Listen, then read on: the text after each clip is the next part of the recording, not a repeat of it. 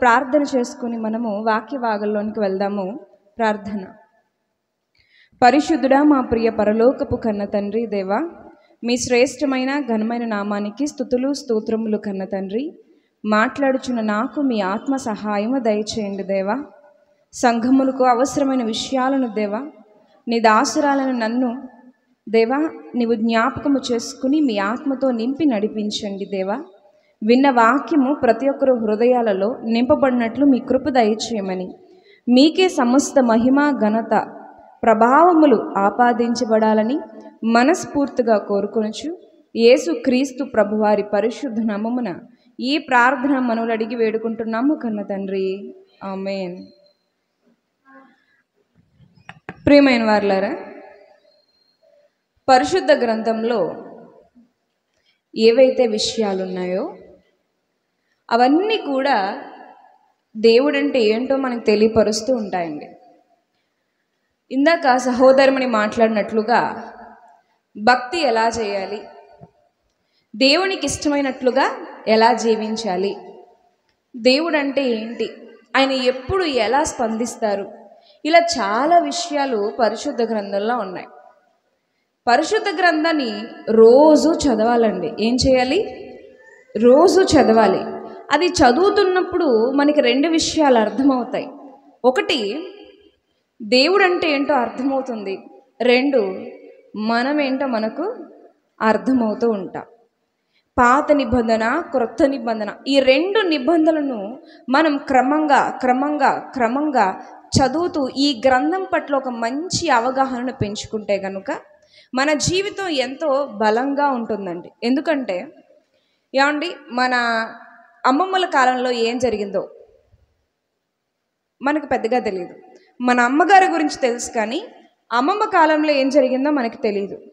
తాతమ్మ గారి కాలంలో ఏం జరిగిందో మనకు తెలియదు.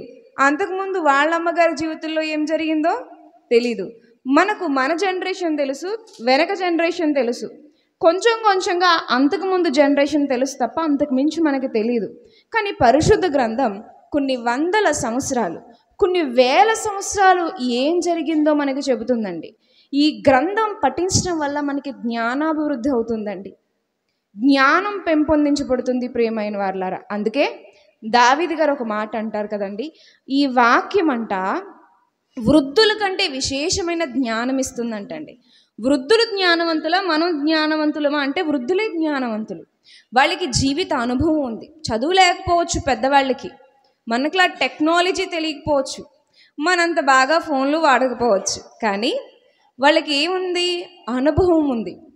వాళ్ళు మనకంటే తెలివైన వాళ్ళు. వాళ్ళు ఏదైతే వద్దు, వెళ్ళొద్దు, పడిపోతా అంటారో ఏం కాదని వెళ్ళి మనం పడిపోతాం, ఏదో భవిష్యత్తు ముందే చెప్పినట్టు. పోనీ పెద్దవాళ్ళు ఏదో చెప్పారు కదా, నేను వెనక్కి గాయం తగిలింది అనుకుంటామా? ఈ ముసలాయన ఇలా అన్నం వల్లే నేను పడ్డానంటాం, అవునా? వెళ్తుంటే ఇలా అన్నాడు, ఇలా జరిగింది అంటాం తప్ప ముందుగా జాగ్రత్త చెప్పాడు ఆయన, నేను వినలేదా అనుకోం. దావీదు గారికి మరి వాక్యం జ్ఞానిస్తున్నప్పుడు వృద్ధుల కంటే విశేష జ్ఞానం వచ్చిందంట, శత్రువుల కంటే విశేష జ్ఞానం వచ్చిందంట, బోధకుల కంటే విశేష జ్ఞానం వచ్చిందంటండి. ఏం చదివితే వచ్చింది? కేవలం వాక్యం చదివితే.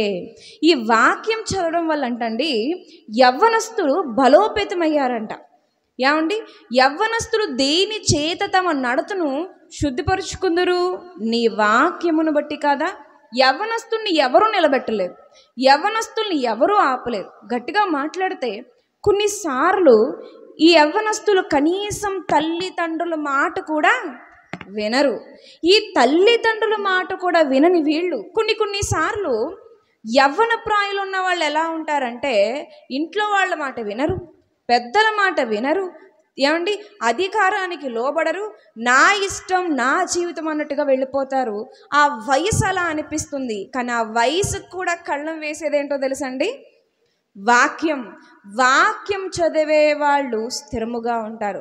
వాక్యం చదివేవారు జ్ఞానముతో నిండి ఉంటారు. ప్రియమైన వారులారా, ఏమంటే ఈరోజు ఆ వాక్య భాగంలో చరిత్రలో ఒక చిన్న సందర్భాన్ని వివరించుకుంటూ ఈ వాక్యము ద్వారా మనం కొంత జ్ఞానాన్ని సంపాదించుకుందాము. ఈ వాక్యము ద్వారా దేవుని గురించి మనం కొంత తెలుసుకుందాము. మరి వాక్యము న్యాయాధిపతుల గ్రంథంలో ఉన్నటువంటి దేవుని వాక్కులను ఒకసారి ధ్యానించుకుందాం. న్యాయాధిపతుల గ్రంథంలో ఏమండి 4వ అధ్యాయం నుంచి చదువుతాను, జాగ్రత్తగా చూడండి. న్యాయాధిపతుల గ్రంథము 4వ అధ్యాయము ప్రారంభ వచనంలో, ఏహూదు మరణమైన తరువాత ఇశ్రాయేలీలు ఇంకను యెహోవా దృష్టికి దోషులైరు గనుక యెహోవా హాసోరులో ఏలు కనాను రాజైన యాబీను చేతికి వారిని అప్పగించెను. ఈ న్యాయాధిపతుల గ్రంథంలో వ్రాయబడినటువంటి వాక్య ప్రకారముగా ఏంటి అంటే, ఈ ఇశ్రాయేలీలండి పాపం చేస్తారు. పాపం చేసినందుకు దేవుడు శత్రువులకు అప్పగించేస్తాడు. శత్రువులు మర్యాదిస్తారా? శత్రువులు స్వేచ్ఛిస్తారా? శత్రువులు గౌరవం ఇస్తారా? ఇవ్వరు. హింసిస్తారు, బాధిస్తారు, వెట్టి పనులు చేయిస్తారు, శ్రమ పడతారు.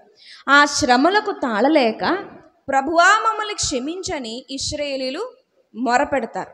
అలా మొరపెట్టినప్పుడు దేవుడు ఏం చేస్తాడండి? న్యాయాధిపతుల్ని పంపిస్తూ ఉంటాడు. ఆ రోజుల్లో ఏం జరిగేదంటే, మీరు న్యాయాధిపతుల గ్రంథాన్ని చదివినట్లయితే ఆ రోజుల్లో ఏం జరుగుతుందంటే, మనుషులు పాపం చేసేయడం, పాపం చేసిన తర్వాత గొప్ప భయంకరమైన కష్టం వచ్చేయడం, ఆ కష్టం నుంచి ఎలా తప్పించుకోవాలో తెలియక ప్రభువా అని ఆయన వైపు చేతులెత్తడం. సరే పశ్చాత్తాపడుతున్నాడు కదా అని దేవుడు ఎవరో ఒక న్యాయాధిపతిని పంపించిన తర్వాత కొన్ని సంవత్సరాలు బాగానే ఉండడం, కొన్ని సంవత్సరాలు బాగానే నడుస్తుంది కదా అన్నప్పుడు మరలా వీళ్ళు ఏం చేసేవారు? వాళ్ళ మూర్ఖత్వాన్ని బయట పెట్టుకునేవాళ్ళు, మళ్ళీ పాపం చేసేవాళ్ళు, మళ్ళీ మూర్ఖత పనులు చేసేవారు. మరలా దేవుడు శ్రమకి అప్పగించేసేవాడు. ఆ టైంలో వ్రాయబడిందండి. ఇక్కడ ఏంటంటే, దేవుని దృష్టికి దోషం చేశారు ఇశ్రాయేలీలు. సో దేవుడు కనాను రాజైన యాబీను చేతికి అప్పగించేశాడు. ఇప్పుడు ఇశ్రాయేలు ఎలా ఉన్నారండి? బానిసలుగా ఉన్నారు. ఇశ్రాయేలు ఎలా ఉన్నారు? హింసపడుతున్నారు. వీళ్ళని ఎవరు హింసిస్తున్నారంటే, డైరెక్ట్గా రాజు వచ్చేమి హింసించట్లేదు, కానీ ఎవరు హింసిస్తున్నారంటే చూడండి, అతని సేనాధిపతి అన్యుల హారోషేతులో నివసించిన సిసేరా. ఈ యాబీనికి రాజు కదండి. రాజుకి ఎవరుంటారు? మంత్రులు ఉంటారు, సేనాధిపతులు ఉంటారు, సైనికులు ఉంటారు, సలహాదారులు ఉంటారు. ఏమండి, ఇలా ఆయనకున్నటువంటి పరివారంలో ఒక సేనాధిపతి ఉన్నాడు, చూశారు, సిసేరా. ఈ సిసేరా ఏం చేస్తున్నాడంటే, భయంకరంగా ఇశ్రాయేలుని బాధపడుతున్నాడు. యాబీను పాత్ర కంటే సిసేరా పాత్ర మనకు ఎక్కువగా కనిపిస్తుందండి. ఎలా బాధపెడుతున్నాడంటే 3వ వచనంలో, అతనికి 900 ఇనుప రథములు ఉండెను. అతడు 20 సంవత్సరములు ఇశ్రాయేలీలను కఠినమైన బాధ పెట్టగా ఇశ్రాయేలు యెహోవాకు మొర్రపెట్టిరి. కఠినమైన బాధ. ఇతనికి ఏమున్నాయంటే 900 ఇనుప రథములు. ఇనుప రథములు అంటే ఒక శక్తివంతమైన ఆయుధాలు అన్నమాట. చాలా వేగంగా పరిగెత్తొచ్చు. మనల్ని ఇన్ కేస్ ఇశ్రాయేలులో ఎవరో ఒక యువకుడు ఎదిరించాడు అనుకోండి, ఏమని? ఎన్నాళ్ళు ఈ బానిసత్వం, మమ్మల్ని ఎందుకు హింసిస్తున్నారు అని ఎదిరించి పారిపోగలడా? ఇన్ని రథాలు ఉంటాయి. రథాలే 900 అంటే ఎంతమంది సైనికులు పెట్టుకున్నాడు ఈ సేనాధిపతి? ఇలా వాళ్ళ స్వేచ్ఛ లాగేసుకున్నాడు, వాళ్ళని శ్రమలు పెడుతున్నాడు. ఏమండి, వారు ఆహారం వాళ్ళు తినడానికి భయపడిపోతున్నారు. అలా 20 సంవత్సరాలు గడిచిపోయాయండి. 20 సంవత్సరాల పాటు సిసేరా ఏం చేస్తున్నాడు తెలుసండి? ఆ 900 రథాలని చూపిస్తూ ప్రజలను భయపెడుతున్నాడు. 900 రథాలని చూపిస్తూ ప్రజలను భయపెడుతున్నాడు. అలా 20 ఏళ్ల పాటు భయపెడుతూ వచ్చాడు. ఇంక శ్రమను తాళలేక ఇప్పుడు మరలా దేవుడి దగ్గరికి వచ్చాడు. ఎందుకో మన ఇశ్రాయేలు కాకపోయినా ఇదేదో మనలో కాస్తుందంటారా, ఎక్కువ ఉందంటారా? ఎక్కువ మోతాదులోనే ఉందనిపిస్తుంది. ఎందుకంటే మనం కూడా ఆరోగ్యం బాగున్నంత వరకు, శరీరం బాగున్నంత వరకు, పరిస్థితులు బాగున్నంత వరకు ఏం చేస్తాం? దేవుణ్ణి పట్టించుకోం. ఎప్పుడు పట్టించుకుంటాం దేవుణ్ణి? కష్టాలు వచ్చినప్పుడు, కన్నీళ్ళు వచ్చినప్పుడు, భయంకరమైన ఆపదలు వచ్చినప్పుడు, ప్రాణాపాయం వచ్చినప్పుడు అప్పుడు దేవుడా అంటాం. సరే దేవుడు గట్టెక్కించేశాడు అనుకోండి, ఇప్పుడు మంచం పట్టిన మనం దిగేంత వరకు దేవుడు, దిగాక మనమే దేవుడు అన్నట్టు, మనకు మనమే రాసు అన్నట్లుగా మనం ప్రవర్తిస్తూ ఉంటాం. అలాంటి వాతావరణంలోని వీళ్ళు ఉన్నారు, ప్రస్తుతం ఉన్న చాలామంది మనకి కనిపిస్తున్నారు. సరే దేవుడు మాత్రం ఎంత గొప్పోడు అంటేనండి, దేవుడికి భవిష్యత్తులో నువ్వు చెడిపోతావని తెలిసిన ప్రస్తుతానికి నువ్వు మాట్లాడే ఆ యథార్థమైన మాటకు ఆయన సరెండర్ అయిపోతాడండి. మనం అవుతామా? ఒకసారి తప్పు చేసిన తర్వాత, 2 సార్లు తప్పు చేసిన తర్వాత అదే మనిషి మరలా వచ్చి ఇంకెప్పుడు తప్పు చేయను, నన్ను వదిలేయనంటే మనం వదులుతామా? అస్సలు నిన్ను నమ్మనంటే నమ్మనంటాం. కానీ ప్రభు ఏంటంటే భవిష్యత్తులో మాట తప్పుతామని తెలుసు. చాలామంది వాగ్దానాలు చేస్తూ ఉంటారు, నా జీవితంలో ఈ కష్టాన్ని దేవుడు తీసేస్తే నేను పలానా వ్యసనాన్ని మానేస్తా, పలానా నాలో ఉన్నటువంటి ఆ లోపాన్ని నేను తీసేస్తా, రక్షణ తీసుకుంటా, నిజమైన మారు మనసు పొందుతా, ఇలా మాట్లాడుతూ ఉంటారు. తర్వాత ఇవేం గుర్తుండో వాళ్ళకి. కానీ విషయం ఏంటంటే తర్వాత నువ్వు మర్చిపోతావన్న విషయం మీకు తెలియపోవచ్చు, మాట తప్పుతారన్న విషయం మీకు తెలియపోవచ్చు. మాట్లాడుతున్నప్పుడు యథార్థంగా మాట్లాడొచ్చు, కన్నీళ్లతో కృంగిపోయి దేవా అనొచ్చు, మీకు తెలీదు, మీరే భవిష్యత్తులో కఠినలు అయిపోతారు. కానీ దేవుడికి తెలిసినా ప్రస్తుతం మీ పరిస్థితిని చూసి ఆయన కరిగిపోతాడు. అలాగే చాలాసార్లు ఇశ్రాయేలు విషయంలో ఆయన కరిగిపోయాడండి. సరే, ఇక్కడ వాళ్ళు ఒక అద్భుతమైన విషయాన్ని పసిగట్టారండి. కానీ అది పసిగట్టడానికి 20 సంవత్సరాలు పట్టింది. ఏంటా విషయం అంటే, వీళ్ళు అనుకున్నారు మనల్ని బాధించేది ఏంటి అంటే 900 ఇనప రథాలు. మనల్ని ఇబ్బంది పెట్టేది ఎవరంటే సేనాధిపతి అయిన సిసెరా అనుకున్నారు. ఇది కాదు మనల్ని శ్రమ పెట్టేది, మన పాపం, మన వ్యతిరేకత, మన దోషం అని ఎప్పుడైతే అర్థమైపోయిందో ఇక వాళ్ళు దేవునికి మొరపెట్టడం మొదలుపెట్టారండి. ఈరోజు కూడానండి మన జీవితంలో ఉన్న శత్రువులు, మన జీవితంలో ఉన్న అడ్లు, మన జీవితంలో ఉన్న కష్టాలు, బాధలు, శ్రమలు, మనం అనుకుంటాం డబ్బు లేకపోవడం శ్రమ అనుకుంటాం, మనం అనుకుంటాం నాకు ఎవరూ లేకపోవడం శ్రమ అనుకుంటాం, మనం అనుకుంటాం చదువు లేకపోవడం శ్రమ అనుకుంటాం, మనం అనుకుంటాం ఇంకోటి ఏదో అనుకున్నది జరగలేదు అదే శ్రమ అనుకుంటాం. మన శ్రమలు ఇవి కాదు, మన శ్రమలు ఏంటో తెలుసండి, మన దోషాలు. 900 ఇనప రథాలు ఎదురుగా కనిపిస్తున్నప్పటికీ నిజానికి అవి ఎందుకు వచ్చాయి? వారు చేసినటువంటి దోషాన్ని బట్టి వచ్చాయండి, దోషాన్ని బట్టి వచ్చాయి. ఈరోజు మన కష్టాలకి కారణం ఇవి కాదు, మన దోషాలండి.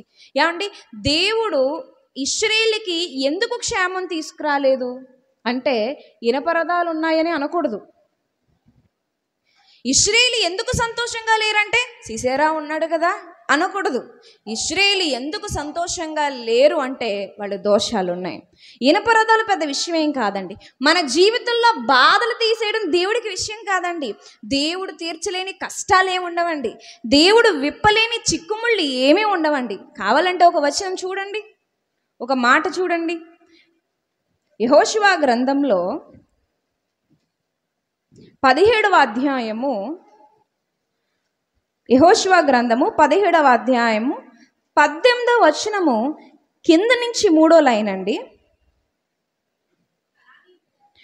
కనానీయులకు ఇనుప రథములుండినను వారు బలవంతులై ఉండినను మీరు వారి దేశమును స్వాధీనపరుచుకొనగలరనెను. ఇక్కడ ఇనుప రథాల గురించి మాట్లాడుతూ, శత్రు బలం గురించి మాట్లాడుతూ ఏమంటున్నారు? అవి మిమ్మల్ని ఏం చేయలేవు, మీరే విజేతలు. అంటే దేవుడు మన బ్రతుకులోకి ఎంటర్ అయితే మనల్ని బాధ పెడుతున్న బాధ కాదండి.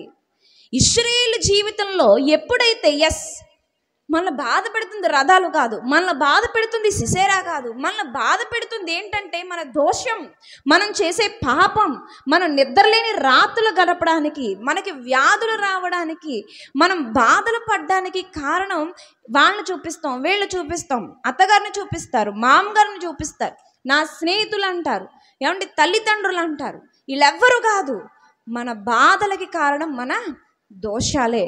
ఎప్పుడైతే ఇశ్రాయేలీయులు మొరపెట్టారో, పశ్చాత్తాపంతో ప్రార్థన చేశారో ఏం జరిగిందో తెలుసండి? మళ్ళీ న్యాయాధిపతుల గ్రంథానికి వచ్చేద్దాం.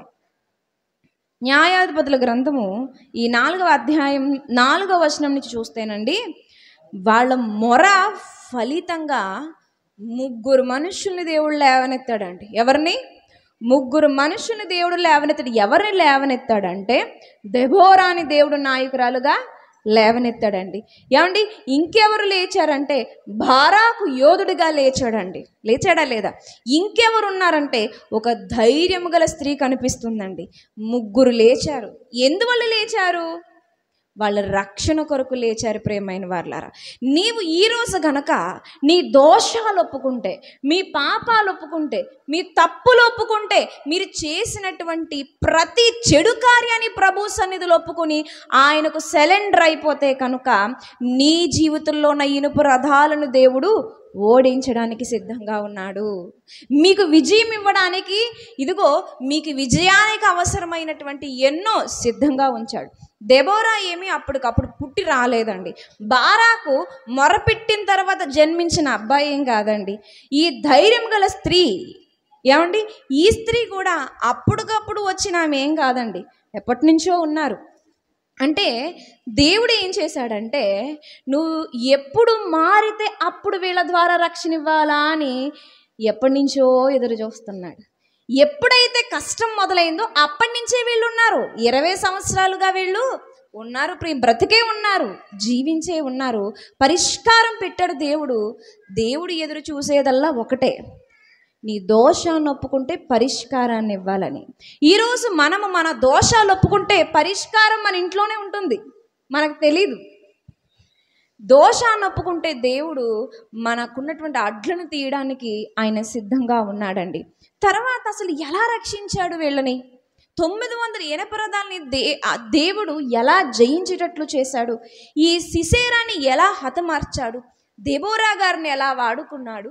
బారాకుని ఎలా వాడుకున్నాడు ఆయన? ఏమంటే యాయేలుని ఎలా వాడుకున్నాడు ఆయన? ఏంటి తర్వాత ఏం జరిగిందని ఆలోచిస్తానండి. దెబోరా వారికి న్యాయాధిపతిగా ఉంటుందండి, న్యాయాధిపతిగా ఉంటుంది. దెబోరా న్యాయాధిపతిగా ఉంటున్నప్పుడు బారాకుకు పిలుపునిస్తుందండి. ఎందుకు పిలుపునిస్తుందంటే, దేవుడు మాట్లాడాడు దెబోరాతో. ఏమని మాట్లాడాడంటే, ఇశ్రాయేలు దోషాన్ని ఒప్పుకున్నారు కాబట్టి నేను మీకు విజయాన్ని ఇస్తాను. మరి విజయం లేకముందు వాళ్ళ పరిస్థితి చాలా చాలా భయంకరంగా ఉండేదండి. చూడండి, న్యాయాధిపతుల గ్రంథంలో 5వ అధ్యాయంలో ఏమండి 6వ వచనం చూడండి. ఆ రోజులు ఎంత గడ్డుగా ఉండేవో. న్యాయాధిపతుల గ్రంథము 5వ అధ్యాయము 6 నుంచి, అనాతు కుమారుడైన షగ్మరు దినములలో, యాయేలు దినములలో రాజమార్గములు ఎడారులాయను. జీవితం చూడండి ఎంత దుర్భరంగా ఉంది. ఎడారైపోయిందంటండి, ఎవరు లేరు. రాజమార్గం అంటే మెయిన్ సెంటర్. మెయిన్ సెంటర్లో చాలామంది ఉంటారు, ఎడారిలో చాలామంది ఉంటారండి, వెళ్ళరు అక్కడికి. వాళ్ళు రాజమార్గాలు ఎడారులైపోయి నిలబడట్లేదంటండి. ఇంకా చూస్తే ప్రయాణస్తులు చుట్టూ త్రోవలలోనే నడిచిరి. అసలు బయటనున్నవాడు ఎవడూ కూడా ఆ స్పాట్లో అడుగు పెట్టడానికి ఇష్టపడట్లేదు, రావడానికి ఇష్టపడట్లేదు. అంటే ఎంత దుర్భరమైన పరిస్థితి వచ్చిందండి. ఇంకా చూడండి, ఇంకా ఏమనుంది? ఇశ్రాయేలు అధిపతులు లేకపోయిరి. కింద పుట్నోట్లో ఏమనుందండి? గ్రామములు నిర్జనములాయను. అక్కడి నుంచి వెళ్ళిపోవడానికి ప్రజలు ఇష్టపడుతున్నారు తప్ప ఆ ప్రాంతానికి ఎవరు రావడానికి ఇష్టపడట్లేదండి. ఇంత భయంకరమైన స్థితిని దేవుడు ఎలా బాగు చేశాడు? ఇది మనం జ్ఞానిస్తే ఈరోజు మన భయంకరమైన స్థితిని దేవుడు ఎలా బాగు చేస్తాడో మనకి అర్థమవుతుంది. ప్రియమైన వారలారా, వచ్చేద్దాము 4వ వచనం నుంచి 4వ అధ్యాయము 4వ వచనము. న్యాయాధిపతుల గ్రంథము. ఆ కాలమున లప్పిదోతునకు భార్య అయిన దెబోరా అను ప్రవక్తిని ఇశ్రాయేలుకు న్యాయాధిపతినిగా ఉండెను. ఆమె ఎఫ్రాయిముల మన్యమందలి రామాకును బేతేలుకును మధ్యమున దెబోరా సరళ వృక్షము క్రింద తీర్పుకై కూర్చుండుట కద్దు. తీర్పు చేయుటకై ఇశ్రాయేలు ఆమె యొద్దకు వచ్చుచుండిరి. ఓకే, ఇది ఇలా సాగుతుంది. అయితే ఇప్పుడు చూడండి, ఆమె నఫ్తాలి కేదేశులో నుండి అభినోయాము కుమారుడైన బారాకును పిలువనంపించి, పేర్లు గుర్తుపెట్టుకోండి, ఏ ప్రదేశం నుంచి పిలిచింది? ఏ ప్రదేశం నుంచి పిలిచిందండి? నఫ్తాలి కెదేశులో నుండి. ఈ బారాకు ప్రాంతం ఏంటి? కెదేశు. నఫ్తాలి కెదేశ్ అన్నది బారాకు ప్రాంతం. అదలా మనసులో పెట్టుకోండి. పిలిచింది, పిలువనంపించింది. అతనితో ఇట్లా నేను ఏమంటుందంటే, నీవు వెళ్ళి నఫ్తాలీయులలోను జెబూలూనీయులలోను 10,000 మంది మనుష్యులను తాబోరు కొండ యొద్దకు రప్పించుము. ఇది రెండో ప్రాంతం. ఏ ప్రాంతం అండి ఇది? తాబోరు కొండ. ఎక్కడున్నాడు బారాకు అంటే నఫ్తాలి కెదేశు. ఎక్కడికి రావాలంట?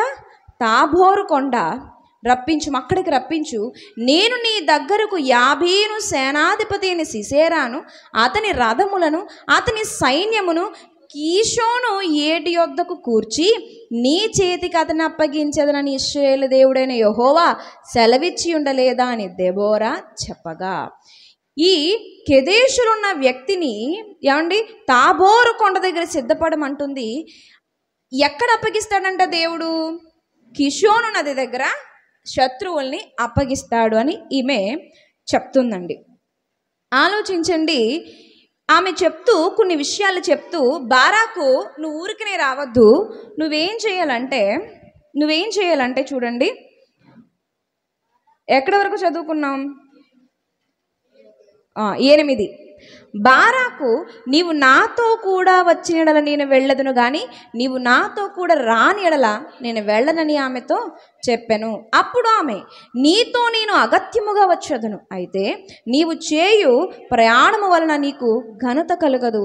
యెహోవా ఒక స్త్రీకిని సిసేరాను అప్పగించనని చెప్పి తాను లేచి బారాకుతో కూడా కేదేశునకు వెళ్ళాను. బారాకు జెబూనీలను నఫ్తాలీలను కెదేశునకు పిలిపించినప్పుడు 10,000 మంది మనుషులు అతని వెంట వెళ్ళిరి. ఏమండి, ఇక్కడ 2 జాతులు కనిపిస్తున్నాయి. ఏంటది?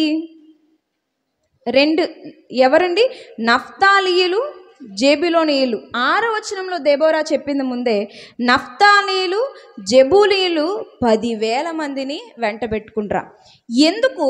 12 గోత్రాలు ఉన్నప్పుడు ఈ నఫ్తాలీయులను జెబూలూనీయులను ఎందుకు ఈ ఇద్దరిని ఎందుకు చెప్పింది ఆమె? ఎందుకు చెప్పిందంటే, ఈ రాజైన యాబీను ఒక ప్రాంతంలో ఉంటాడని మనం చెప్పుకున్నాం కదా. 2వ వచనంలో యెహోవా హాసోరులో ఏలు కనాను రాజైన యాబీను చేతికి. ఈ హాసోరు అన్న ప్రాంతానికి దగ్గరగా ఉండేవాళ్లే ఈ నఫ్తాలీయులు జెబూలూనీయులు. శత్రువుకి దగ్గరగా ఉన్నారేమో, వీళ్ళు బాగా బాధించబడేవారండి, ఎక్కువ అణిచివేతకు గురయ్యారండి, బాగా ఫ్రస్ట్రేషన్తో ఉన్నారండి వాళ్ళు. సో దేవుడు దెబోరాతో చెప్పాడు, ఈ 2 జాతుల్లో నుంచి నువ్వేం చేయాలి? 10,000 మందిని తెచ్చుకోవాలి, వీళ్ళు చాలా బాధింపబడి ఉన్నారు అంటే. ఇప్పుడు చూడండి, వీళ్ళు చెప్పాలంటే దూరంగా ఉన్నవాళ్ళు ఎక్కువ భయపడతారా, దగ్గరగా ఉన్నవాళ్ళు ఎక్కువ భయపడతారా? మనమందరం స్కూల్కి వెళ్ళాం, సార్ చాలా కోపంతో ఉన్నారు. ఫ్రంట్ బెంచ్ వాళ్ళకి ఎక్కువ భయం వేస్తుందా, బ్యాక్ బెంచ్ వాళ్ళకి ఎక్కువ భయం వేస్తుందా? కదా, ఫ్రంట్ బెంచ్ వాళ్ళు ఎక్కువ వణికిపోతూ ఉంటారు. వీళ్ళు ఫ్రంట్ బెంచ్లో ఉన్నారు, వీళ్ళతోనే దేవుడు జయమిప్పిస్తానంటున్నాడు. నలిగిపోయి ఉన్నారు, బాధింపబడి ఉన్నారు, వణికిపోతున్నారు, వాళ్ళతోనే జయమిప్పిస్తానంటున్నాడండి దేవుడు.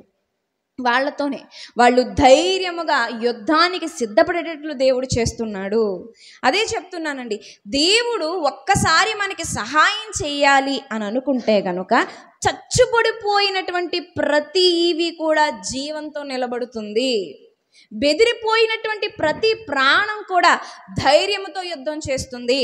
ఇక నా జీవితం అయిపోయింది, ఇంకేమీ లేదు, చావే గత అనుకున్న వాళ్ళు కూడా అనేక మందిని బ్రతికించడానికి నిలబడి తీరుతారు. చచ్చిపోదాం అనిపించిందేమో వీళ్ళకి చాలాసార్లు, హింస ఏంటి మాకు, ఈ హింస ఏంటి? ఊర్లోంచి వెళ్ళిపోదామన్నా వాళ్ళ కన్నులు ఎప్పుడు మా మీదే ఉన్నాయి అని నిరాశలో నిస్పృహలో ఉన్న వాళ్ళతో దేవుడు మాట్లాడుతున్నాడు. నువ్వు లేచి యుద్ధం చేయాలి, వాళ్ళతోనే నేను యుద్ధం చేయిస్తానని. దేవుడు మన జీవితంలోకి వస్తే ఈ మార్పులు వస్తాయి. దేవుడు వద్దందామా, దోషాలు చేసుకుంటూ వెళ్ళిపోదామా, మన బలం ముక్కలైపోతుందండి, మన జ్ఞానం వ్యర్థం వెర్రితనం అయిపోతుందండి. ఏది చూసుకునైతే మనం వెర్రవీగిపోతున్నామో అవన్నీ నేల మట్టానికి దిగిపోతాయి. ప్రేమైన వారలారా, దేవుడు మన జీవితంలో ఉంటే ఇంకంతా అయిపోయిందని ఎక్కడైతే నీవు అనుకుంటున్నావో అక్కడ దేవుడు ఒక కొత్త ప్రారంభాన్ని చేస్తాడండి. 10,000 మందిని ఇచ్చాడు దేవుడు, జెబులీయుల్ని ఇచ్చాడు, నఫ్తాలీయుల్ని ఇచ్చాడు. బారాకుకి ఏం సరిపోలేదు, అక్కడ అంత కాన్ఫిడెంట్ రావట్లేదు. మంచి విశ్వాసి, మంచి యోధుడు, కానీ దెబోరా వస్తేనే వెళ్తా అన్నాడు. ఇదేంటి, నేను నఫ్తాలీయుల్ని ఇచ్చాను, జెబులీయుల్ని ఇచ్చాను, 10,000 మంది సైన్యాన్ని ఇచ్చాను, దానికి తోడు వాగ్దానాన్ని ఇచ్చాను. ఏమని?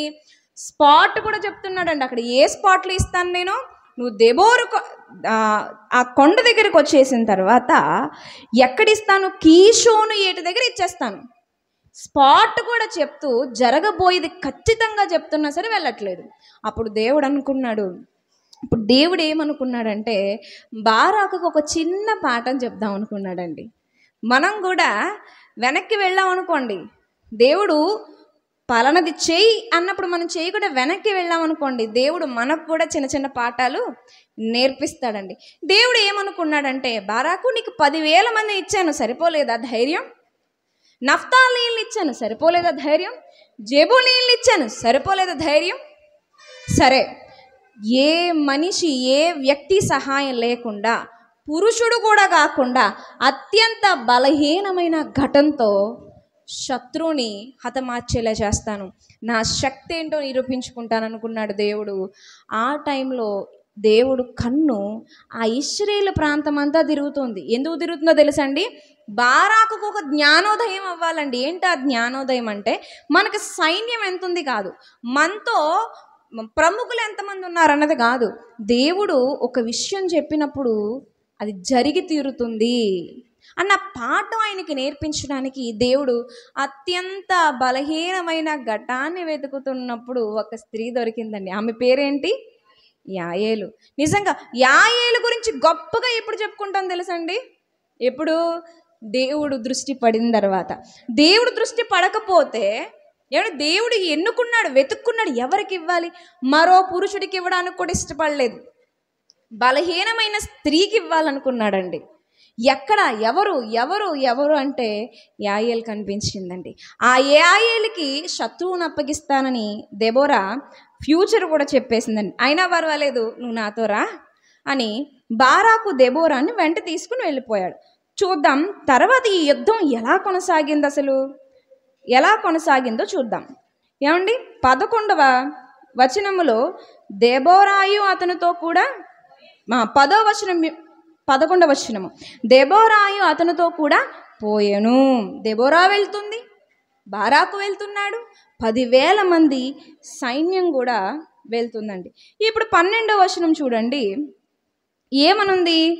అబీనోయాము కుమారుడైన బారాకు తాబోరు కొండ మీదకి పోయెనని సిసేరాకు తెలుపబడినప్పుడు సిసేరా తన రథములన్నిటినీ, తన 900 ఇనుప రథములను అన్యుల హారోషేతు నుండి కీషోను వాగు వరకు తన పక్షముగానున్న సమస్త జనమును పిలిపింపగా. 10,000 మందిని వేసుకుని బారాకు వచ్చేస్తున్నాడంటే సిసేరా నవ్వుకున్నాడు. 10,000 మంది మనుషులు పెట్టుకుని నన్ను జయించేద్దామని వస్తున్నావా? ఇటు నన్ను నువ్వు జయిస్తావా? మళ్ళీ ఒక స్త్రీని పట్టుకొస్తున్నావా? ఇటు నన్ను జయించేద్దామనే? నాకేముందో తెలుసా? 900 ఇనప రథాలు ఉన్నాయని, వాళ్ళు ఇలా వస్తున్నారని తెలిసి ఈయన ఇలా వచ్చాడు. ఉదాహరణకి ఇక్కడ చూడండి, మీకు అర్థం కావడానికి జస్ట్ ఒక వైట్ పేపర్ మీద ఇది రాశాను. కింద ఉన్నది ఏంటి అంటే కాదేశ్, కనిపిస్తుందండి? ఇది కాదేశ్. ఈ కాదేశ్ దగ్గర స్టార్ట్ అయ్యారు ఎవరు? సైన్యం. అక్కడ స్టార్ట్ అయ్యి ఎక్కడికి వచ్చారండి? తాబోరు కొండ దగ్గరికి వచ్చారు. పైన కానీ తాబోరు కొండ దగ్గరికి వచ్చారు. వీళ్ళు ఇక్కడికి వచ్చారనే విషయం ఎవరికి తెలిసిందండి? ఈ బ్లాక్ డాట్స్ అన్నీ కూడా ఎవరి ప్రయాణం అంటే, బ్లాక్ డాట్స్ అంతా కూడా ఇశ్రాయేలు ప్రయాణం, రెడ్ డాట్ శత్రువుల ప్రయాణం. తాబోరు కొండకు వచ్చారండి. తాబోరు కొండకు రాగానే ఇన్ఫర్మేషన్ ఎవరికి వెళ్ళిపోయింది? సిసేరాకి వెళ్ళిపోయింది. నువ్వు 10,000 మందిని వేసుకొస్తే తెలుసు కదా మీకు, మన రథాలు, ఇనుప రథాలు 1, 2 కాదు 900, ఒక్కొక్క రథంతో పరిగెట్టించానంటే ఒక్క మనిషి కనపడ్డనుకుని పిలిపించాడండి. పిలిపించిన తర్వాత ఏం జరిగిందంటే, దెబోరా అంటుంది 14వ వచనంలో, దెబోరా ఏమంటుందో చూడండి. లెమ్ము, యెహోవా సిసేరాను నీ చేతికి అప్పగించిన దినము ఇదే. యెహోవా నీకు ముందుగా బయలుదేరును కదా, ఆల్రెడీ దేవుడు బయలుదేరిపాడు అని బారాకుతో చెప్పినప్పుడు, బారాకు ఆ 10,000 మంది మనుషులను వెంట పెట్టుకుని తాబోరు కొండ మీద నుండి దిగి వచ్చెను. బారాకు వారిని హతము చేయనట్లు యెహోవా సిసేరాను, అతని రథములన్నిటినీ, అతని సర్వసేనను కలవరపరచగా సిసేరా తన రథము దిగి కాలినడకను పారిపోయాను. ఒకసారి మరలా చదువుదాం చూడండి. దెబోరా అంటుంది, నడు ఏమవదు, దేవుడు మనకు తోడుగా ఉన్నాడు. బయలుదేరనగానే బారాకు ఏం చేశాడండి? కొండ మీదకి వచ్చేసాడండి. కొండ మీదకి వచ్చిన తర్వాత బారాకు వారిని హతము చేయనట్లు యెహోవా సిసేరాను, అతని రథములను, ఇంకా యుద్ధం స్టార్ట్ అవ్వలేదు. ఏమవ్వలేదండి, ఇంకా యుద్ధం ఇంకా స్టార్ట్ అవ్వలేదు. ధైర్యం తెచ్చుకుంటున్నారు వాగ్దానాన్ని బట్టి. అంటే వాళ్ళకి వినిపించి ఉంటుంది బారాకుకి, ఏమని? సిసేరా సైన్యంతో వచ్చేస్తున్నాడు, రథాలతో వచ్చేస్తున్నాడు అన్నప్పుడు దెబోరా అంటుంది, డోంట్ వరీ, అసలు బాధపడద్దు, దేవుడు మనతో ఉన్నాడని దెబోరా ధైర్యం చెప్తుంది. ఈ దెబోరా ధైర్యం చెప్తుంది, వీళ్ళు ఇలా బయలుదేరుతున్నారు. వారేమో ఎక్కడున్నారండి? వాళ్ళు ఎక్కడున్నారండి? మనం చదువుకున్నాం.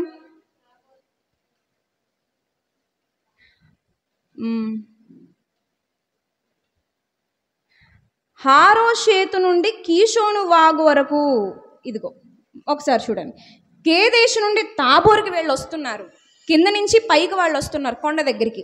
వీళ్ళు ఏం చేశారంటే హారోషేత్ అనే ప్రాంతం నుంచి కీషోను దగ్గరికి వెళ్తున్నారు. దేవుడు ఏం చెప్పాడు? కీషోను దగ్గర చేరుస్తాను, కూర్చుతాను, అక్కడ నీకు ఇచ్చేస్తాను, ఈ స్పాట్లు ఇచ్చేస్తానని దేవుడు చెప్పాడు. ఆ స్పాట్కి బయలుదేరుతున్నాడు శత్రువు. ఈ స్పాట్కి వెళ్తున్నాడండి. ఎక్కడికి? కీషోను నది దగ్గరికి. వీళ్ళు కాదేశు నుంచి ఇలా వస్తున్నారు. ఇంటికి యుద్ధం స్టార్ట్ అవ్వకుండా అక్కడ ఏమొచ్చిందంట? కలవరం వచ్చింది. ఇంకా యుద్ధం స్టార్ట్ అవ్వకుండా కలవరం ఎలా వచ్చేసింది అంటే, 10,000 మంది చూసా, 10,000 మంది చూసి కాదండి, అసలు వీళ్ళకి భయమే లేదండి ఆ 10,000 మంది. ఎందుకో తెలుసా? ఎన్నోసార్లు ఈ సిసేరా ఆ నఫ్తాలీల్ని, జెబులీల్ని ఏం చేశాడండి? భయంకరంగా హింస పెట్టారు. ఇటు వీళ్ళు నన్ను జయించేద్దామని వచ్చేస్తున్నారా అని నవ్వుకున్నాడు. నిజం చెప్తున్నాను, దేవునికి పరిపూర్ణంగా మీ జీవితాలు అప్పగించుకుంటే గనుక మిమ్మల్ని చూసి ఎగతాళి చేసి నవ్వే వాళ్లకు దేవుడు గుణపాఠం చెప్తాడు. నిజంగా ఎలాంటి గుణపాఠం అంటే, అది ఇంకెప్పటికీ వాళ్ళు మీ పేరు తలవలేరండి, తలుచుకోలేరు. ఆ విధంగా ఎప్పుడైతే ఇశ్రాయేలు దేవుడిని ఆహ్వానించారో వారి పక్షాన దేవుడు యుద్ధం చేస్తున్నాడు. యుద్ధం ఇంకా స్టార్ట్ అవ్వకుండానే ఏం తీసుకొచ్చాడండి? కలవరాన్ని తీసుకొచ్చాడు. 15వ వచనం మరలా చదువుదాము. బారాకు వారిని హతము చేయనట్లు యెహోవా సిసేరాను, అతని రథములన్నిటినీ, అతని సర్వసేనను కలవరపరచగా, యుద్ధం ఎవరంది? యెహోవాది. కలవరపరచగా సిసేరా తన రథము దిగి కాలినడకను పారిపోయెను. రథాలు 900 ఉన్నాయి కానీ ఎలా వెళ్తున్నారంట సారు? చెప్పులు లేకుండా పరిగెట్టుకుని వెళ్ళిపోతున్నారండి. మనకు అర్థం కావాలంటే కాలినడకని వెళ్ళిపోతే, కారులో ఉన్న వాళ్ళు నడిచి వెళ్తారా? పెద్దోళ్ళు చూడండి, ఇప్పుడంటే కారు కామన్ అయిపోయింది, కానీ కారు అనే కానీ కొన్ని ఫ్లైట్లు వెళ్ళిన వాళ్ళు నడుచుకుని వెళ్తారా? నడుచుకుని వెళ్తే చుట్టూ ఉన్న వాళ్ళ హృదయాల్లో భూకంపం వస్తుంది. సార్ మీరు నడుస్తున్నారు, మీరు చెప్తే మేము కారు పంపిస్తాం కదా సార్, విమానాల్లో తిరిగే మీరు కాలినడకనేంటి సార్? అలాంటిది ఇక్కడున్న సిసేరాయి గారు ఎలా వెళ్ళిపోతున్నారు? కంగారుగా పరిగెట్టుకుని పోతున్నారు. ఎవరు పరిగెట్టించారు శత్రువుని? దేవుడు. ఎందుకు పరిగెట్టిస్తున్నాడు? ఇశ్రాయేలుకి విజయం ఇవ్వడానికండి. కాళ్ళకు చెప్పులు లేకుండా పరిగెడుతున్నాడండి. ఇందుకు అడ్డము రథాల దోషమా చెప్పండి? అడ్డము రథాలైతే రథాలు అక్కడే ఉన్నాయి, శత్రువు భయంతో పరిగెడుతున్నాడు. అడ్డము రథాలు కాదు. నీ జీవితంలో వస్తున్న సమస్యలకు కారణం మనుషులు కాదు, డబ్బు కాదు, జ్ఞానం లేకపోవడం కాదు, ఒంటరితనం కాదు, ఏది కాదు. ఏది అంటే కేవలము దోషం. ఆ దోషాన్ని ఒప్పుకున్నారు, మొరపెట్టారు, దేవుడు ఎంటర్ అయ్యాడు. శత్రువులు వణికిపోతున్నారండి.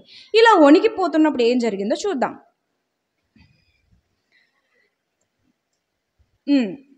బారాకు ఆ రథములను సేనను అన్యుల హారోషేతు వరకు తరమగా సిసేరా యొక్క సర్వసేనయు కత్తివాత కూలెను. బారాకు ఏం చేశాడంటే ఆ రథాలను సేనను హారోషేతుకు తరమాడంటండి. వీళ్ళందరూ ఎక్కడ కూడుకుంటారు అంటే వీళ్ళందరూ ఎక్కడ చేరుకోవాలని బయలుదేరారు? ఈ హారోషేతు నుంచి కీషోను దగ్గరికి వచ్చారు, పిలిచాడు అందరినీ. ఇప్పుడు ఈ బారాకు కాదేశ్ నుంచి ప్రయాణం చేసి తాబోరు కొండకి వెళ్ళి తానాకు వెళ్ళి హారోషేతుకు వెళ్ళి కీషోన్ నది దగ్గర వాళ్ళు పట్టుకుంటే, ఈ కీషోన్ నది దగ్గర నుంచి రివర్స్లో పరిగెట్టుకుని మళ్ళీ ఎక్కడికి వచ్చారు? కీషోన్ నది ఎక్కడ స్టార్ట్ అయ్యాలో మళ్ళీ అక్కడికి వచ్చేసరికి ఇక్కడ వరకు తరిమాడంటండి. అక్కడికి తరిమేసరికి చాలామంది చనిపోయారు. కాదేశ్ నుంచి కీషోను నది వరకు దాదాపుగా 180 నుంచి 200 కిలోమీటర్లు ఉంటుందండి. నడుచుకుని వెళ్ళాలంటే 6 నుంచి 8 గంటల సమయం పడుతుందంటండి. వాళ్ళకి 6 నుంచి 8 గంటల సమయం పడుతుందండి. కీషోన్ నది దగ్గర వాళ్ళు శత్రువుని భయపెట్టేద్దాం అనుకున్నారు, కానీ ఎక్కడ స్టార్ట్ అయ్యారో అక్కడికి పరిగెట్టారు మళ్ళా. ఇది ఇలా ఉండగా అందరూ చనిపోయారంటండి, ఒక్కడు మాత్రం మిగిలిండిపోయాడు. ఎవరు? సిసేరాను దేవుడు దాచాడండి. ఎందుకు? ఆయనకు ప్రత్యేకమైనటువంటి విందు ఉంది. ఏంటది? ఆయనకు స్పెషల్ కోట. ఆయనే కదండి ఎక్కువ హింసించాడు. సైనికులందరికీ ఒకటి, ఈయనకి ప్రత్యేకమైన విందు ఉంది. మరి ప్రధానం కదండి, అదొకటి. ప్లస్ బారాకు కూడా పాఠం నేర్పించాలి. సిసేరాని అలా పట్టి ఉంచాడు, బారాకుకి ఇవ్వలేదండి. బారాకుకి ఇవ్వకుండా ఒక స్త్రీకి ఇస్తానని చెప్పాడు కదా. ఇప్పుడు సిసేరా ఎలా హతమయ్యాడో చూద్దాం. కత్తివాత కూలెను, ఒక్కడైనను మిగిలి ఉండలేదు. సైన్యం పోయింది, రథాలు పోయాయి, సిసేరా ఒక్కడే మిగిలాడండి. హాసోరు రాజైన యాబీనును కయీనీయుడైన హేబేరు వంశస్థులకును సమాధానము కలిగి ఉండెను గనుక. ఏమండి? ఎవరు? హెబేరు. కొత్త పేరు. ఎవరండి ఈయన? హెబేరు. వీళ్ళ జాతి ఏంటంటండి? కయీనీయులు. ఏంటండి? కయీనీయులు. పేరు హెబేరు. ఈ హెబేరుకి ఆ శత్రువు రాజుకి ఏముందంట? మంచి స్నేహం ఉందంటండి. ఈ మంచి స్నేహం ఉందంట, సమాధానం ఉందంటండి. వీళ్ళు ఎవరు అనుకుంటున్నారు? ఇశ్రాయేలుతో కలిసి నివసించేటువంటి ఒక జాతి. మోషే గారు మామగారు తెలుసు కదా మీకు, ఈత్రో అండి. ఈత్రో కుమారుడైన వాళ్ళ వంశం అన్నమాట. ఈత్రో కుమారు నుంచి వచ్చినటువంటి వంశం అన్నమాట. ఇశ్రాయేలు మధ్య ఉంటారు వీళ్ళు, కానీ వీళ్ళు ఎవరితో చేతులు కలిపారు? శత్రువుతో చేతులు కలిపారు. ఏమండి? ఇప్పుడు ముందుకు వెళ్దాం. ఈ హెబేరు పాత్ర ఎందుకు వచ్చింది అసలు చూద్దాం. సిసేరా కాలినడకను కయీనుడగు హెబేరు భార్య అయిన యాయేలు గుడారమునకు పారిపోయేను. వాళ్ళ ఇంట్లో దాక్కున్నాడండి. అంటే వీళ్ళు ఎక్కడున్నారో మనకు అర్థం కావాలంటే మనం 4వ అధ్యాయం చదువుకుంటూ మధ్యలో 11వ వచనాన్ని స్కిప్ చేసాం, చదవలేదు. ఒకసారి అది చదువుదాం. 11వ వచనంలో ఏముందంటే, వీళ్ళందరూ యుద్ధానికి బయలుదేరుతున్నప్పుడు ఈ హెబేరు ఒక పని చేశాడు. ఏం చేశాడండి? దెబోరాయు అతనితో కూడా పోయెను. అంతకులోగా కయీనీయుడైన హెబేరు మోషే మామయ్య అయిన హోబాబు సంతతి వారైన కయీనీయుల నుండి వేరుపడి ఎక్కడికి వెళ్ళిపోయాడండి? కెదేషు నొద్దనున్న జయనన్నీములోని మస్తకి వృక్షమునొద్ద తన గుడారం వేసుకొనెను. అంటే ఈ హెబేర్ ఎక్కడున్నాడు? కెదేష్లో ఉన్నాడు. ఇది చూడండి, కెదేష్. ఈ రెడ్ మార్క్ ఏంటంటే సిసేరా రాజుగారి యొక్క ప్రయాణం, సిసేరా సేనాధిపతి ప్రయాణం కనిపిస్తున్న రెడ్ మార్క్ ఎవరు?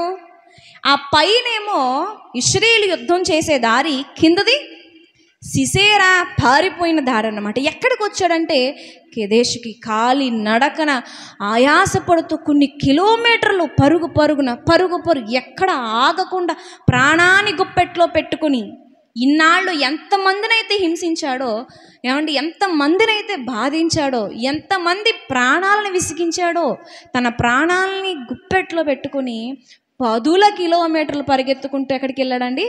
కాదేశుకు వెళ్ళాడు. ఆ కాదేశులో హెబేర్ ఉన్నాడు. చూద్దాం 18వ వచనము. ఆ ఇంట్లోకి వెళ్ళాడంటండి.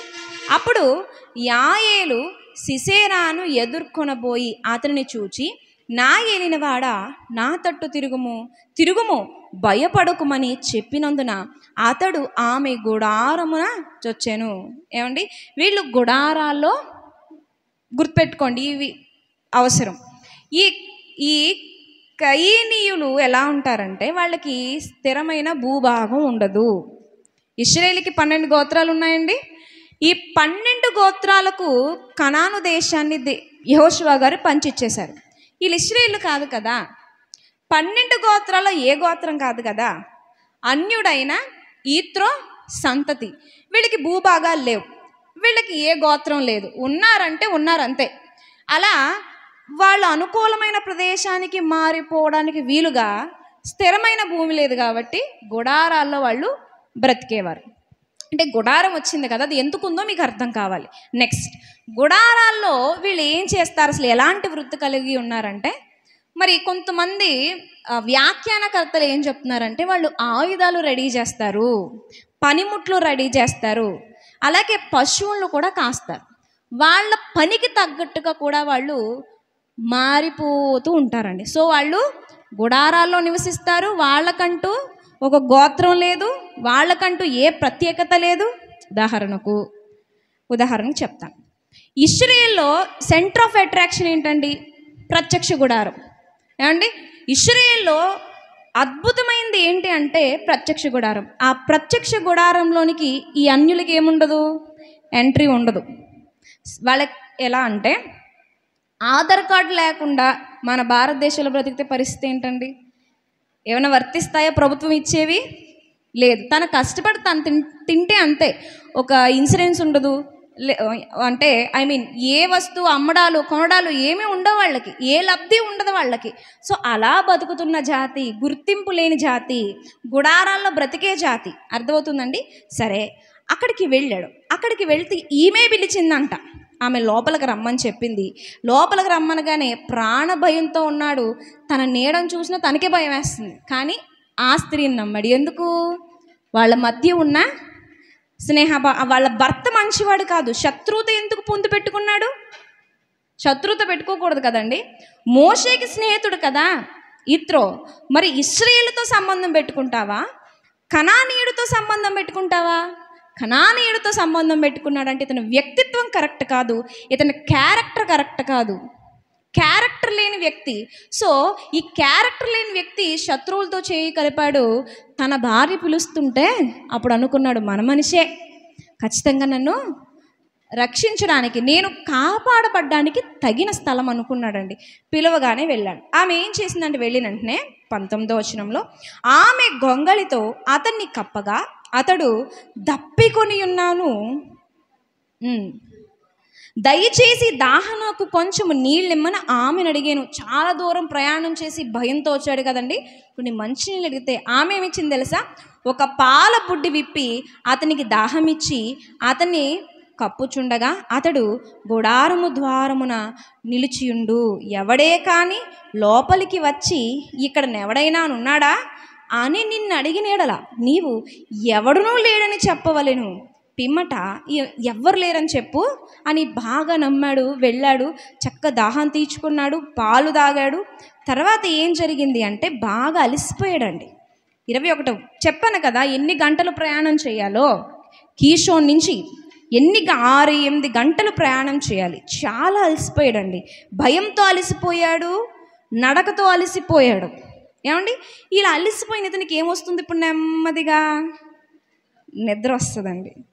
చూడండి 21వ వచనంలో, పిమ్మట హేబేరు భార్య అయిన యాయేలు గుడారపు మేకు తీసుకొని సుత్తి చేత పట్టుకుని అతని యొద్దకు మెల్లగా వచ్చి అతనికి అలసట చేత గాఢ నిద్ర కలిగి ఉండగా నేలకు దిగినట్లు ఆ మేకును అతని కణతలలో దిగగొట్టగా అతడు చచ్చాను. బారాకు సిసేరాను తరుముచుండగా యాయేలు అతన్ని ఎదుర్కొని వచ్చి, రమ్ము, నీవు వెదకుచున్న మనుష్యుని నీకు చూపించదనగా అతడు వచ్చినప్పుడు సిసేరా చచ్చిపడి ఉండెను, ఆ మేకు అతని కణతలలో ఉండెను. ఏమండి, ఈ శత్రువు ఒక స్త్రీ చేతిలో చనిపోయాడు. ఆ రోజుల్లో కానీ ఈ రోజుల్లో కూడా ఈ సెంటిమెంట్స్ ఉంటాయి. ఏది ఇప్పుడు చెప్తాం కదా, ఒక ఆడదాని చేతిలో చచ్చిపోవడం అంటే ఎందుకు అంత తక్కువగా చూస్తారంటే, పురుషుడు బలవంతుడు, పురుషుడిని స్త్రీ చంపడం ఏంటి?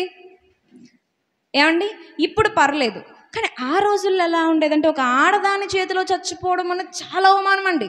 కొన్నిసార్లు మరొక స్త్రీ ఉంటుంది, తిరగటి రాయి విసిరి చంపేస్తుంది. అతను అంటాడు కదా, స్త్రీ చేతిలో చచ్చిపోయిన పేరు నాకు ఉండకూడదు, దయచేసి నన్ను చంపేవా అని బ్రతిమలాడుకుంటాడండి తన పక్కనున్నవారని. సో ఒక స్త్రీ చేతిలో చనిపోయాడండి. ఒక స్త్రీ చేతిలో చనిపోయేవాడా 20 ఏళ్ల పాటు భయపెట్టాడు. అది ఎంత చిన్న సమస్య. దేవుడు నీ జీవితంలోకి వస్తే నీ సమస్య ఎంత చిన్నదో అర్థమవుతుంది. దేవుడు లేడనుకోండి, చీమ కూడా మన ముందు మీసం తిప్పుతుంది, మన నీడ కూడా మనల్ని దయ్యంలా వెంటాడుతుంది. కాబట్టి ప్రియమైన వారులారా, దేవునికి దగ్గరగా ఉండే ప్రయత్నం చేయండి. సమస్యలు పరిష్కరించుకోవడానికి వెళ్ళొద్దు, ఏం చెయ్యాలని ఆలోచించొద్దు. ఏం చెయ్యాలని ఆలోచించామనుకోండి, క్రూరత్వం బయటకు వస్తుంది. చావాలా, చంపాలా, కొట్టాలా, పారిపోవాలా, దొంగిలించాలా, ఇక ఏది వస్తుందో తెలీదు. మీరు పరిష్కరించాలనుకుంటే, సపోజ్ మిమ్మల్ని ఎవరు ఇబ్బంది పెడుతున్నారు, దేవుడు మీలో లేడనుకోండి, ఏమని ఆలోచిస్తారు? సరైన స్పాట్ చూసి కొట్టాలనుకుంటారు, లేదా ఎప్పుడైనా తప్పుకు దొరికితే వాళ్ళని మొత్తాలనుకుంటారు. ఇంకా ఎన్ని రకాలుగా సరే మనస్సు ప్రోత్సహిస్తూ ఉంటుంది. కానీ మీరు దేవుని మీద ఆధారపడితే మాత్రం ఏమండి, మిమ్మల్ని భయపెట్టేది ఎంత చిన్నదో అర్థమవుద్ది. దాన్ని చూసి నవ్వుకుంటారు. ఇతనకా మనం భయపడ్డాం, అలా అయిపోయిందండి వాళ్ళ పరిస్థితి. ఎంతో సంతోషంగా ఇశ్రాయేలు జీవించడం జరిగింది. ఇక్కడ ఒక మాట నేను గుర్తు చేయాలనుకుంటున్నాను ప్రియమైన వారులారా. అదేంటంటే, ఈమెవరు? కయీనీయురాలు. అవునా? ఈమెకి ఏం లేదండి, అర్హత లేదు. బ్రతుకుతుందంటే బ్రతుకుతుంది అంతే.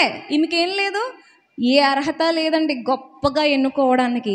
తర్వాత ఆమెకు గోత్రం లేదు, భూభాగం లేదు, అంటే ఆమెకు గుర్తింపు లేదు, స్థిరత్వం లేదు, ఎక్కడుంటుందో తెలీదు.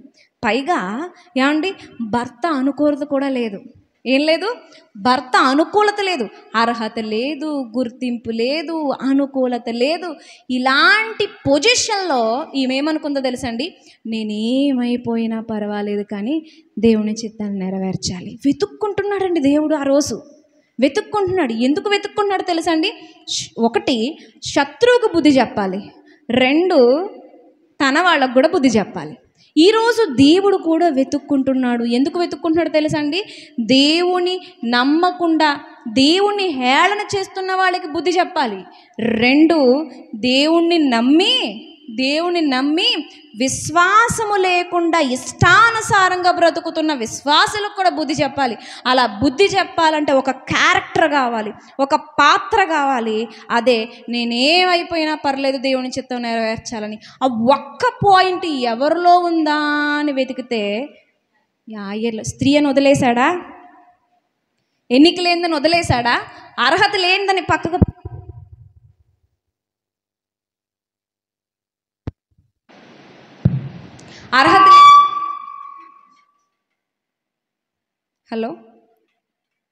అర్హత లేదని పక్కకు పెట్టాడా? లేదండి. అనుకూలత లేదు కదా. భర్తే శత్రు సైన్యంతో చేతులు కలిపేశాడు కదా. ఈమె వేస్ట్, ఈమె చేయలేదు. పురుషుడే ముందుకు ప్రోత్సహించకపోతే ఇంక దేనికి పనికి వస్తుందిలే. బ్యాంక్ ఇల్లు చూడండి, భర్త లేని వాళ్ళు బ్యాంక్ ఇల్లు చూడండి, లోన్ ఇస్తారా? ఇవ్వరు. ఎందుకు ఇవ్వరు? పురుషుడు లేకపోతే ఇవ్వడు. కొన్ని చోట్లకు వెళ్తే భర్త ఉండాలి. సో భర్త ఉంటేనే స్త్రీకి బలం. ఇక్కడ దేవుడు పని చెప్దామంటే భర్తే బలహీనత. వదిలేశాడండి దేవుడు? లేదు. నీలో నేనేమైపోయినా పర్లేదు, నేను దేవుని చిత్తాన్ని నెరవేర్చాలన్న ఆశ నీకుంటే ఈరోజు దేవుడు నిన్ను ఆయన దగ్గరికి తీసుకోవడానికి, ఆయన కొరకు నిలబెట్టుకోవడానికి సిద్ధంగా ఉన్నాడండి. అర్హతలు ఏం అవసరం లేదు, గుర్తింపులు ఏం అవసరం లేదు. నీ చుట్టూ ఎన్ని గోళ్ళు మూసుకుపోయినా బద్దలు కొట్టి దేవుడు నిన్ను ఇశ్రాయేలందరికీ పైగా యాయేలు పేరు మారుమ్రోగిపోతుందండి. బారాకు చంపుతాడు అనుకున్నామే, బారాకు చంపుతాడు. ఇది ఈ స్త్రీ చంపేసిందా? ఎంత గొప్ప పని చేసావమ్మా, అలాంటి రాక్షసుణ్ణి చంపేశావు నువ్వు, దేవుడే నీకు ఏ ఘనతనిచ్చాడని ఇశ్రాయేలందరూ ఆమెను కొనియాడుతున్నాడు. ప్రేమైన వారులారా, మరి ఈరోజు ఆలోచన మీకుందా?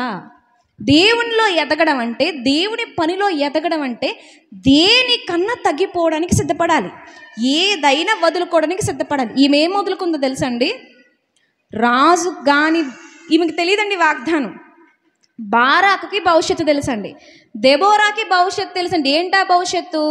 సిసేరా చచ్చిపోతాడు, సిసేరా చచ్చిపోతాడు, ఖచ్చితంగా చచ్చిపోతాడు. విన్నది వినలేదని నేను చెప్పను, కానీ ప్రియమైన వారలారా, ఎవరి చేతికి అప్పగింపబడద్దు అనుకుంటున్నారు? ఈ విషయం బారాకుకు తెలుసు, ఇంకా దెబోరాకు తెలుసు, సైన్యానికి తెలుసు ఉండాలి. ఏంటది? బారాకుకి ఇవ్వడంట దేవుడు, ఎవరికో ఇస్తాడంట అని. ఈమె నాకే ఇచ్చాడని ఈమె అనుకుంటుందా? నేనే చంపుతాను నీవు అనుకుంటుందా? ఒకవేళ ఆమె ఇలా మేకెత్తినప్పుడు అలా కళ్ళు తెరిచి చూసాడు అనుకున్నా ఏమైపోద్ది? ఒక్క దెబ్బకు చచ్చిపోద్ది, ఒక్క దెబ్బకు చచ్చిపోద్ది. పోనివ్వండి ప్రాణం అనుకుంది. ఇంకొకటి సపోజ్ ఇప్పుడు భర్త మరి రియాక్షన్ ఏంటి ఇక్కడ రాయలేదు, కానీ ఇంకేం చేస్తాడులేండి. ప్రజలందరూ ఎత్తిపట్టుకుంటే భర్త ఏం చేస్తాడు? వెరీ గుడ్ వెరీ గుడ్ అంటాడు, అంతే, మంచి పని చేసావు, నేనుంటేనా ఇంకా కొంచెం పెద్ద మేకెత్తును అంటాడు. కానీ నిజమేం కాదు. ప్రజలందరూ ఆమె పక్షాన ఉన్నప్పుడు తప్పదు ఈయన లొంగాలి. ఒకవేళ గురి తప్పితే భర్త బ్రతకనిస్తాడా? జీవితం ఉందా? తన జీవితం, కాపురం, సంసారం అయిపోయినట్టే. కానీ ఆమె అనుకుంది, పోనీ ప్రభువా జీవితం నీ చిత్తాన్ని నెరవేర్చకది ఏమైపోతే అయిపోని, నాకు నీ చిత్తం నెరవేర్చబడాలి అని ధైర్యంగా నిలబడిందండి. భరోసా లేదు, భరోసా లేదు. బారాకున్న భరోసా ఈమెకు లేదు. బారాకున్న బలగం ఉందా? ఇటు పక్క ఒకరు ఉండండి, ఇటు పక్క ఒకరు ఉండండి, నేను అలా మేక్ కొడతా ఉంటాను, ఇలా పట్టుకోండి, ఒక చేయి గట్టిగా నన్ను, ఇవేమైనా సెటప్స్ ఉన్నాయండి? బలగం లేదు. సింగిల్ ఉమెన్, బలగం లేదు, బలమో లేదు, ఏం లేదు, బలమో లేదు. కానీ దేవుని చిత్తం నెరవేర్చాలి, నేను ఏమైపోయినా పర్లేదన్న మనసును చూశారు. బలగం కంటే, బలం కంటే, భరోసా కంటే, అన్నిట్లకంటే అత్యధికమైన దేవుని యొక్క అనుగ్రహం వచ్చేసిందండి. మనకి ఇది అర్థం కాక బలవంతులు మనం కొంచెం అతిశయిస్తాం, భరోసా ఉందని అతిశయిస్తాం, బలగం ఉందని అతిశయిస్తాం. ఇవన్నీ ఉన్న బారాకు ఏం చేయలేకపోయాడు, ఏమీ లేని ఈమె చేయగలిగింది. మన బలం, మన అతిశయం, మన బలగం, మన భరోసా దేవుడే. ఆ స్థానంలో ఏదున్నా అది ఉపయోగం లేనిది. ప్రియమైన వారలారా, ఉపయోగం లేనిది. కాబట్టి జాగ్రత్తగా ఈరోజు కొన్ని విషయాలు నేర్చుకున్న మర్చిపోవద్దు. అదేంటి? ఈరోజు మన జీవితంలో వస్తున్న కష్టాలు, బాధలు ఇవన్నీ కూడా మన దోషాన్ని బట్టి వచ్చినవే తప్ప ఇంకేం కాదు. అవన్నీ పోవాలంటే ఏం లేదండి. ఏం చేయొచ్చు? మోకాళ్ళేసి పశ్చాత్తాపడి, దేవా నన్ను క్షమించంటే చాలు. అన్నీ, ఎంత పెద్ద శత్రువు అయినా చెప్పులు లేకుండా పరిగెట్టాల్సిందేనండి.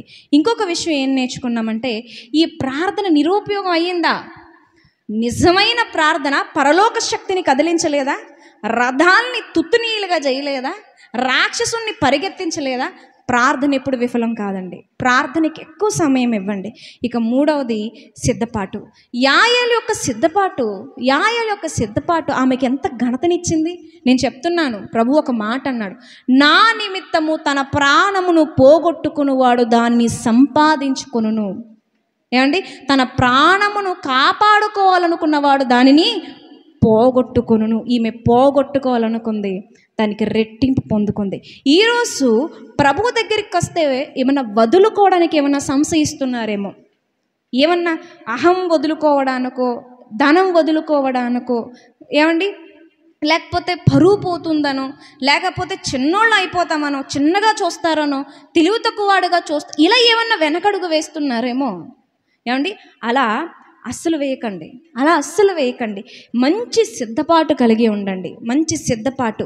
అది చేతకానితనంగా కనిపించవచ్చు, కానీ దేవుడు దాన్ని ఆయన ఆయుధంగా వాడుకుంటాడు. ప్రియమైన వారులారా, వాడుకుంటాడు. కాబట్టి ఈ విషయాలన్నీ మీ ముందు ఉంచుకొని సిద్ధపడండి ప్రభు కొరకు. ఏది పోతుందో పోనివ్వండి. ప్రాణం కంటే ఏది విలువైంది లేదు. ప్రాణం మీదకి వస్తే దేనన్నా వదిలేసుకుంటాం మనం. దేవుని కొరకు ప్రాణం కూడా పోతే పోని వదిలి చూడండి. అసలు మీరు వదిలి చూస్తే దేవుడు అంటే ఏంటో రుచి అర్థమవుద్ది. అందుకే ఒక మాట ఉంది కదండి, యెహోవాను రుచి చూసి ఎరగండి. బోధలో విన్నారు కదా, ఇది పాటించండి, ఆ రుచి మహా అద్భుతంగా ఉంటుంది. ఈ మాటలన్నీ కూడా మీ హృదయాల్లో ఉంచుకోండి. ఇవన్నీ మీ జీవితాలలో నూరంతులు ఫలించునుగాక. ఆమేన్. ప్రార్థన చేసుకుందామండి. మహాగణుడా, సర్వశక్తిమంతుడా, దేవా, నాయన ప్రభువా, సంఘమునకు అవసరమైన మాటలు మీరు మాట్లాడింప చేసినందుకు దేవా, మా ఆత్మలకు జీవమిచ్చు మాటలను మీరు మాట్లాడింప చేసినందుకు మీకు స్తోత్రము తండ్రి. ఈ మాటలు వృధాగా పోకుండా మాలో నూరంతలుగా తండ్రి ఫలించినట్లుగా మీ కృప దయచేయండి దేవా. ఇవి మా ఆత్మీయ జీవితాలకు తండ్రి జీవం వంటి మాటలు ప్రభువా. ఇలా ప్రతి సందర్భాన్ని జ్ఞానిస్తున్నప్పుడు తండ్రి ఎన్నో ఎన్నో విలువైన ముత్యాలు ప్రభువ పరిశుద్ధ గ్రంథంలో ఉన్నవి ప్రభువ. వాటిని తండ్రి నాయన సంపాదించుకున్నటకు మాకు సహాయం చేయండి నాయన. ఈరోజు చెప్పినటువంటి ఈ విషయాలు ప్రభువ, ముందు చెల్లి చెప్పిన విషయాలు తండ్రి, తర్వాత నా ద్వారా మీరు మాట్లాడింప చేసిన విషయాలు, ఇవన్నీ కూడా మా అందరిలో నూరంతలుగా ఫలింప చేయండి దేవా. ఈ సంఘమును ఇంకా దీవించమని దేవ, వృద్ధిపరచమని, విస్తరింప చేయమని, క్షేమాన్ని అనుగ్రహించమని దేవా. ఎత్తబడే సంఘముగా ప్రభువ ఈ సంఘమును అలంకరించమని దేవా. పాటుపడుతున్నటువంటి సేవకులకు తండ్రి, పెద్దలకు, సంఘమంతటికి తోడయుండి నడిపించమని, మీ యొక్క నామానికి సంఘము ద్వారా నాయన ఘనత, మహిమ, ప్రభావములు పొందునట్లుగా సంఘమును దీవించమని ప్రాధేయపడుతూ యేసు క్రీస్తు ప్రభువారి పరిశుద్ధ నామమున ఈ ప్రార్థన మనలు అడిగి వేడుకుంటున్నాను కన్న తండ్రి. ఆమేన్. వందనాలండి.